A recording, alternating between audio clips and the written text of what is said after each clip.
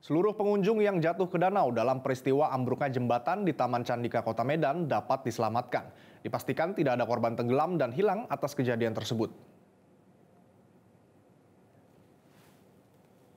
Pada Minggu malam, kondisi di lokasi sudah sepi, tidak ada aktivitas lagi. Petugas kepolisian atau Pemko Medan berada di lokasi untuk melakukan pemeriksaan kondisi jembatan usai ambruk pada Minggu sore.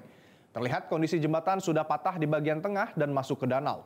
Lokasi jembatan berada di taman kota yang bernuansa hutan, penerangan pun sangat minim di malam hari, sehingga petugas kepolisian cukup sulit melakukan pemeriksaan kondisi jembatan.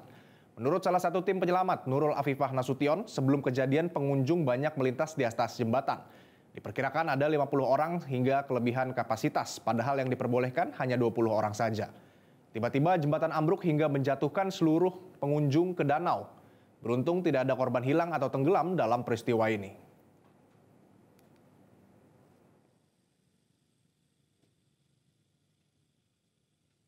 Tiba-tiba jembatannya ambruk karena over capacity.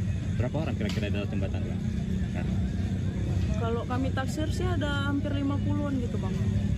Dari yang diketahui itu kapasitas maksimalnya berapa untuk jembatan itu? 20. Kalau cerita kejadiannya kayak mana awalnya, Kak?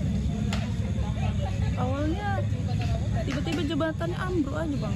Memang lagi kondisi Karena kan orang di lewat. sini, jadi sore itu pengunjung taman tuh udah diharuskan buat ninggalin taman.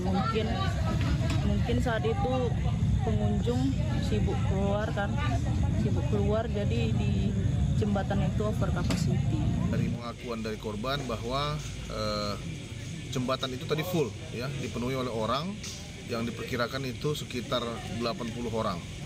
Nah, sementara beban dari jembatan itu maksimalnya adalah hanya 20 orang. Kita sudah tulis juga di sana, di tiang dan di pohon sebelum masuk itu sudah kita tulis, kanan kiri kita tulis, tapi ya ini tadi bahwa akibat dari overload itu, dan tadi pengakuan ibu-ibu tadi, selain overload ada yang lompat-lompat juga di tengah jembatan. Nah, ini yang mungkin mengakibatkan